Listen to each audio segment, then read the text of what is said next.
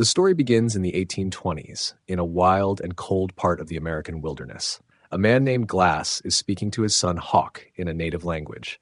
He tells Hawk that even though things are difficult and scary, he must keep fighting as long as he is still breathing.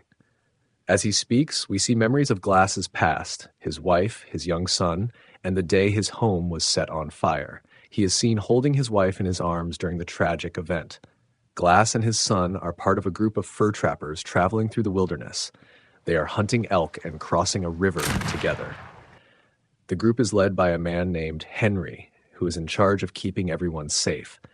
While they are camped near a river in Missouri, a man from their team suddenly walks into the camp naked and wounded with an arrow stuck in his back. Before anyone can react, more arrows come flying in. One man is shot in the neck and falls into the fire. The group is being attacked by a Native American tribe called the Arikara, also known as the Ree. The men try to defend themselves with rifles, but many are killed. Glass is nearly choked to death during the fight, but is saved by another trapper. The group quickly gathers what they can, especially the valuable animal furs, and tries to escape on a boat. Meanwhile, the Arikara are looking for the daughter of their chief, a young woman named Powaka, who was taken by unknown men.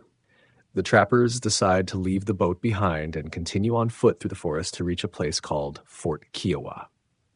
Along the way, Hawk is picked on by another trapper named Fitzgerald, who doesn't like Hawk because his mother was Native American. Glass defends his son and warns him not to fight back. One day, while out alone in the woods, Glass comes face to face with a mother bear and her cubs. The bear sees him as a threat and attacks him fiercely. She claws and bites him and throws him around. Glass tries to fight back and manages to shoot her, but she survives and attacks again. Eventually, he uses his knife to stab the bear multiple times until both of them fall down a hill. The bear dies and Glass is badly injured, lying under her body.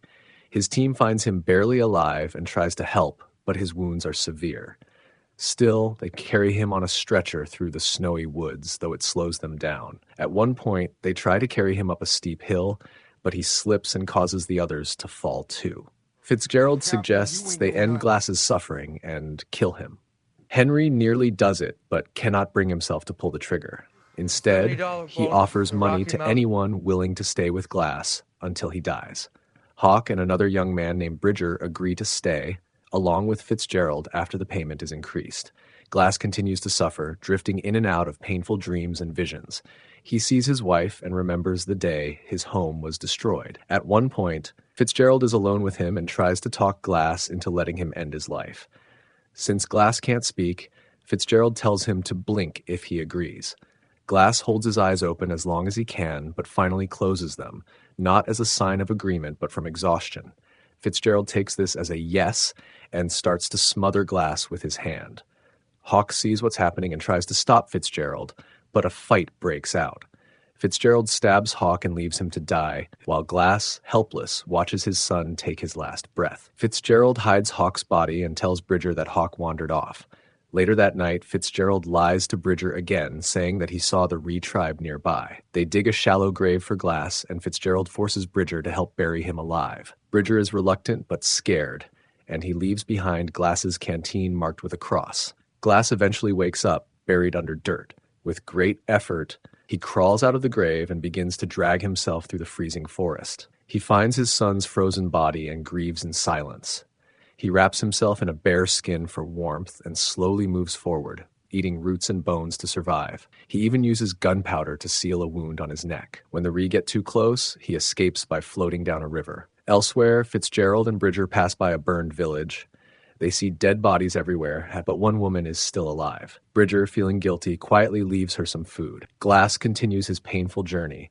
At one point, he eats a live fish from the river and comes across a native man, a Pawnee who is eating from a bison's body. Glass asks for food, and the man shares some with him. They travel together. That night, they sit in the snow, catching flakes in their mouths. It's the first time Glass feels calm in a long while. The Pawnee builds a sweat lodge to help Glass heal and performs a ritual for him. Inside the lodge, Glass dreams of his wife and son in a peaceful church. But when he wakes up, the Pawnee is gone. Soon, Glass finds the Pawnee hanging from a tree, killed by French fur traders. Glass sneaks into their camp and finds them assaulting a woman. It is Powaka, the missing daughter. Glass stops the attacker and helps Powaka escape. He steals a horse and releases the others before escaping. The next morning, the Ree spot him and begin to chase him again. Glass rides hard until he and the horse fall off a cliff. The horse dies, and Glass is once again seriously hurt. As night falls, he slices the horse open and climbs inside its carcass to stay warm. The next day, he writes, "Fitzgerald killed my son," on a tree inside a snowy cave. Back at the fort, a French hunter arrives carrying Glass's canteen, the same one Bridger had left behind. Henry realizes something is wrong and leads a team into the forest, eventually finding Glass barely alive. They bring him back to the fort. Henry discovers Fitzgerald has stolen all the money and fled. He also learns Fitzgerald is heading toward Texas. Henry is angry and even points a rifle at Bridger, believing he helped with the betrayal. Glass steps in and defends Bridger, saying he was only following orders and that Fitzgerald is the real killer. Henry and Glass set out to find Fitzgerald. When they find him, they try to corner him by splitting up. Henry is the first to reach Fitzgerald and tries to arrest him, but Fitzgerald shoots and kills him. Glass finds Henry's body and props it up on a horse, riding toward Fitzgerald. From a distance, Fitzgerald sees the figure and shoots, thinking it's Glass, but it's really Henry's body. Glass then fires back and wounds Fitzgerald. The two end up fighting near a creek. Fitzgerald manages to stab Glass's hand, but Glass overpowers him. Just as Glass is about to kill him, Fitzgerald reminds him that taking his life won't bring back his son. Glass sees the Arikara tribe watching from across the creek, now reunited with Powaka. He decides to let them deliver justice. He pushes Fitzgerald into the creek and the tribe pulls him out. Their chief kills Fitzgerald with a knife while they let Glass live because Powaka tells them he saved her. Now alone again, Glass walks through the cold wilderness.